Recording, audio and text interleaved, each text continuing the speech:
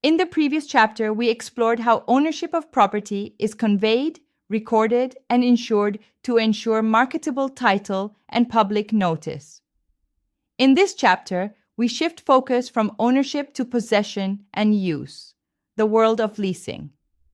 A lease is the cornerstone of most real estate transactions involving property occupancy without ownership. Understanding how leases function, their types, essential clauses, and legal implications is critical for every real estate professional. The lease contract. A lease is both an instrument of conveyance and a contract between the landlord-lessor and tenant-lessee. As a conveyance, it transfers an interest in real property known as a leasehold estate, granting the tenant the right to use and occupy the premises for a defined period. However, it does not transfer legal title. The landlord retains ownership. For this reason, leasehold estates are often called less than freehold estates.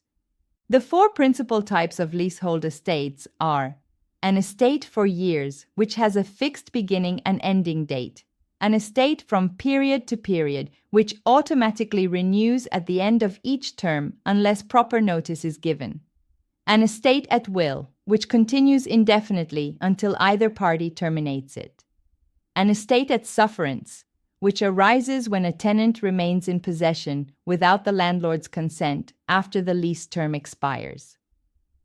The legal essence of a lease lies in the tenant's exclusive right to occupy the property in exchange for rent, with the understanding that possession will return to the landlord when the lease ends. Although the tenant enjoys exclusive use, the lease may impose restrictions. For example, a commercial lease might prohibit hazardous storage or require compliance with zoning regulations. A lease becomes binding once both parties accept and communicate their mutual agreement. Recording the lease is not required for validity, but it provides public notice and can protect both parties in long-term leases. In the lease arrangement, the property owner is the landlord or lessor, and the renter is the tenant or lessee. Leasehold rights and obligations. When a tenant signs a lease, they obtain specific legal rights for the duration of the term, including the right to exclusive possession and occupancy of the premises, the right to exclusive use of the property for lawful purposes, the right to quiet enjoyment, meaning freedom from interference by the landlord or others with superior claims, the right to profit from lawful use, such as running a business or subletting with permission. These rights exist only if the tenant meets their obligations under the lease, which typically include paying rent on time, maintaining the property in good condition, and complying with all building rules and regulations. The landlord in turn holds a leased fee estate, which grants the right to receive rent, regain possession after the lease term, and monitor the tenant's compliance. The landlord must also maintain the building, provide essential services, and ensure the premises remain habitable and safe, particularly in residential leases. A valid lease survives the death of either party. If the tenant dies, their estate remains responsible for rent. If the landlord dies, the tenant retains the right to occupancy until the lease expires. When the landlord sells or mortgages the property, the new owner takes title subject to the existing lease, meaning tenants can continue occupying the premises under the same terms. Contract requirements for a valid lease. Like all contracts, leases must satisfy specific legal requirements to be enforceable. The principal elements include competent parties. Both landlord and tenant must be legally capable of entering into a contract. Property description. The property must be clearly identified, typically by legal description or street address. Exclusive possession. The landlord must grant the tenant irrevocable possession for the term, so long as obligations are met. Legal purpose. The use must be lawful. A lease for illegal activities is void. Consideration. The tenant must provide rent or another form of payment in exchange for use. Offer and acceptance. Both parties must agree to the lease terms and communicate acceptance. Signatures. The landlord must sign to convey the leasehold interest. While the tenant's signature is not always required, it provides enforceability. Multiple tenants who sign are jointly and severally liable, meaning each is individually responsible for fulfilling the entire lease. Written form. Under the Statute of Frauds, any lease exceeding 1 year must be in writing to be enforceable. Oral leases for more than a year are invalid and are instead treated as tenancies at will, terminating upon death or proper notice. Essential lease clauses. Every lease contains specific clauses that define the relationship between landlord and tenant. These terms determine rights, responsibilities, and remedies during the lease period. Rent and security deposit. The rent clause outlines when, where, and how rent is to be paid, and specifies any grace period or penalties for delinquency. A security deposit protects the landlord from loss due to property damage or tenant default. Arizona law regulates the maximum deposit amount, how funds are held, and the process for returning or withholding deposits after the lease ends. Lease term. If a lease does not specify a definite term, courts typically construe it as a tenancy at will, allowing either party to terminate with proper notice. Repairs and maintenance. This clause defines who is responsible for repairs. Generally, tenants handle minor maintenance while landlords manage major repairs and capital improvements. However, these terms are negotiable and often differ between residential and commercial leases.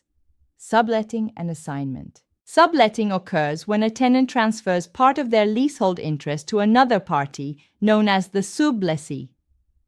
The original tenant or sublessor remains responsible for the primary lease obligations, including rent payments to the landlord. In contrast, an assignment transfers the entire leasehold interest to another tenant, the assignee, who assumes full responsibility for rent and performance. Landlords typically require written approval for both actions, as they have a financial interest in the creditworthiness of the occupant.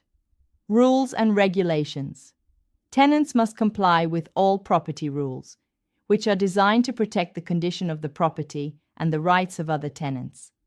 Violating these rules can constitute a breach of lease and lead to eviction. Improvements and alterations. This clause determines whether tenants may make changes to the property and who owns the improvements at lease end. Generally, improvements become the landlord's property unless stated otherwise. Commercial tenants often negotiate for the right to remove or amortize improvements they funded. Options. An option clause allows tenants to make specific future decisions, such as renewing the lease, purchasing the property, or leasing additional space. While tenants are not required to exercise these options, landlords must honor them if properly executed. Damage and destruction. A damage and destruction clause explains the rights and obligations of each party if the property is damaged or destroyed. Some leases allow termination if the premises are rendered uninhabitable, while others require the landlord to repair and restore the property. State law typically governs these provisions to ensure fairness. Summary. A lease in real estate serves as both a conveyance and a binding contract that grants a tenant exclusive possession in exchange for rent. It outlines the rights, duties, and protections of both landlord and tenant, ensuring that each party's interests are preserved during the lease term. Understanding essential lease clauses, from rent and maintenance to subleasing and renewal options, equips real estate professionals to explain terms clearly, negotiate effectively, and prevent disputes. Discussion. Why must a lease over 1 year be in writing to be enforceable? Because under the Statute of Frauds, certain contracts, including long-term leases, must be in writing to prevent fraud and uncertainty. What is the difference between subletting and assigning a lease? Subletting transfers part of the lease term, while assignment transfers the entire lease interest. Why does the law protect the tenant's right to quiet enjoyment? Because it ensures the tenant can occupy and use the property without interference, a fundamental element of leasehold rights. What happens if a property is sold during an active lease? The buyer takes ownership subject to the lease, and the tenant may continue occupying the property under existing terms. Closing remarks. The lease contract forms the backbone of tenant-landlord relationships in real estate. It combines property rights with contractual obligations, ensuring that both parties understand their privileges and responsibilities. Whether residential or commercial, a well-drafted lease provides stability, clarity, and legal protection, forming the basis for the orderly use of real property.